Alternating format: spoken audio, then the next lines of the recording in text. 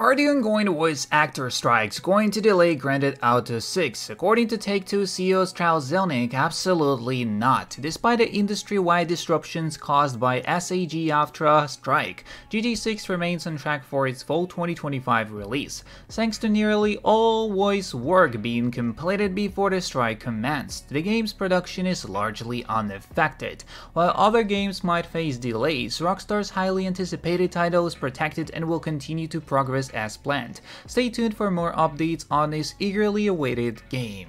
Grand Theft Auto 6 among games exempt from video game voice actor strike. Yesterday, SAG-AFTRA officially announced that it is officially on strike. This time it is for video game voice actors. As the strike commences, many games currently in development will be affected due to the labor strikes. However, one notable game that will not be affected in Rockstar is Rockstar Games' upcoming open world game, which is undoubtedly one of the next year's mostly highly anticipated titles, Grand Theft Auto 6.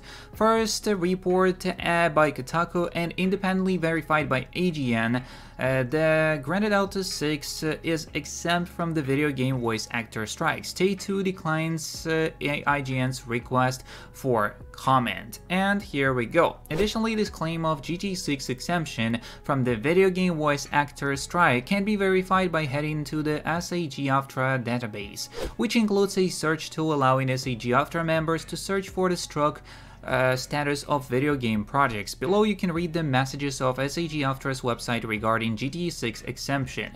While not struck, this game is produced by a struck company. If you have been engaged under a daily contract for this game, you can show solidarity with your fellow union member by choosing not to sign new contracts on the game. However, you may work the game and will not be disciplined for doing so. GT6 is exempt from the video game voice actor strike because games already in production before August 25, 2023, including live service games, are covered by the previous contractual agreement between SAG-AFTRA and gaming companies. However, actors may still choose not to work on the game in solidarity with fellow members and cannot be penalized by employers.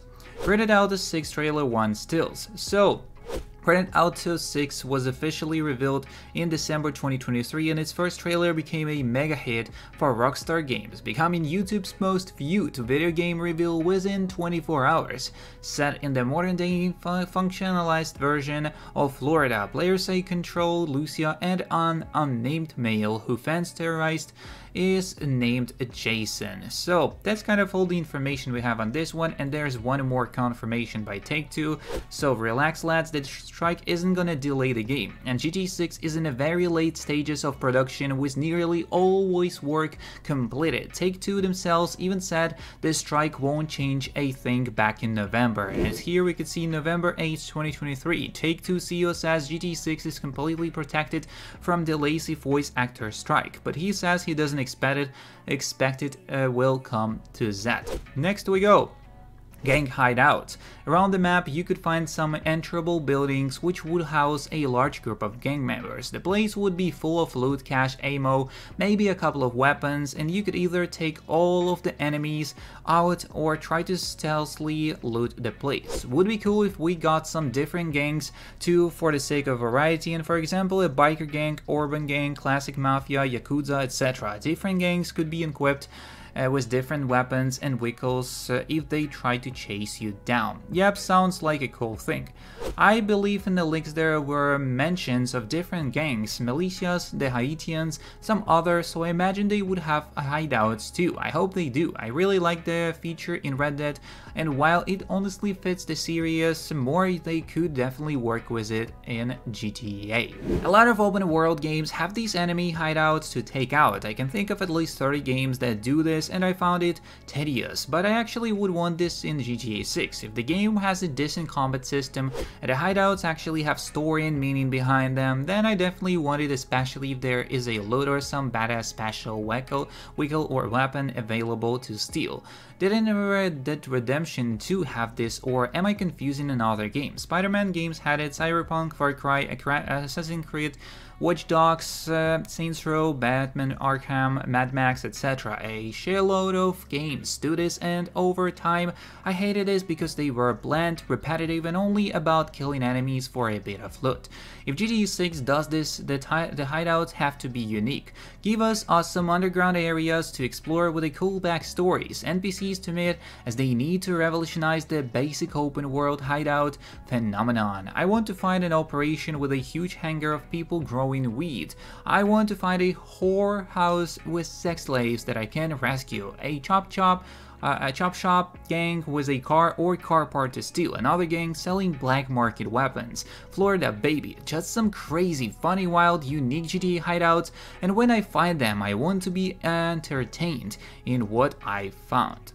One thing I didn't like about GTA 5 gang system was that they were only in a very sparse area of the map, as I wish they were found in more areas. Also, I didn't like that when you went to Grove Street or the projects, etc., that you would get into a massive firefight every time you got into a shootout there. I think they should limit the amount of people who will shoot back at you in those scenarios, and it was just too over the top and made it not fun, because you basically couldn't aggro in those areas without getting into a massive shootout. Next up we go. I don't care what anyone says, there would definitely gonna be a midnight releases for this game. If Zelda got one last year and had a good chunk of people lined up, I don't know how anyone can unironically doubt the most hyped and anticipated game of all time would get one just because we're in a digital era now. Like, yeah, more people digitally download games now than before, but the amount of people I've seen saying they're getting a physical copy of 6 just for the map and sentiment value alone is crazy. Even if half of the players base digitally buys the game, that's still a fuck ton of people buying it physically when you consider just how many people globally are gonna be buying this game overall. People have been saying GameStop and physical media is dead for years, yet of a Zelda BOTW sequel managed to have GameStops packed out around the world, some lines even going outside of the store. If Zelda can do that, you gotta be on a crack to think a new GTA game wouldn't, digital era or not. I mean, the only problem with Zelda is it's only on Nintendo, and basically you can purchase it online of course as well, but for people on Nintendo, they usually buy the physical copy because they can actually use it, and if they lose the account, they won't lose the physical copy and they can still play the game.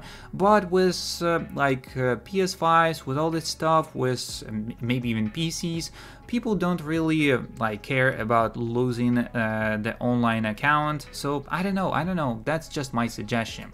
Next up we go.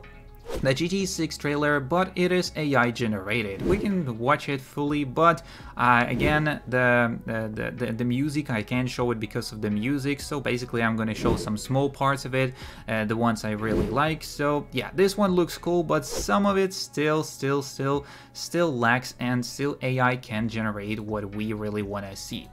Next up we go for a Shizo post in the wild. As here you can see from the GTA 5 post or something like that, and someone just said the GTA 6 trailer to release date October 4th, 2024. Let's see if we're gonna get it, but it's just the schizophrenia of a person who created this one. Concept for a crypto website in GTA 6 that could be used for illegal purchases. As here we can see the full gold, and we can see the news, the posts, as well as we could see the price of total balance, where we can trade, transfer, all of that stuff. The official Fool's Gold message board, where we could see the views, all of the topics and all of that stuff. Looks pretty cool. So that's Fool's Gold that we are getting as a concept. Would you guys rather have a multiple choice endings or a one single ending? I was wondering, would you guys prefer GTA 6 to have an ending like GTA 5 where you get to choose between 3 or 4 endings, with one of the endings being canon and the rest just affecting the storyline, or a single canon ending with no choice and complete resolution? One single ending makes for much a better story. Having minor choices in a story is fine, but the main story should be one cohesive narrative from the start to finish. If they go with the choices, I hope they at least make sense. I hate the way the GT4 did it, where your choice and the consequences were very arbitrary. The fact that Kate or Roman died had nothing to do with your choice, and both incidents were pretty random. Both were trying to kill Nico. That's all the information we got on today's video, and if you're really excited on more content on a GTA 6, don't forget to subscribe, like and share. See you in the next one, and peace.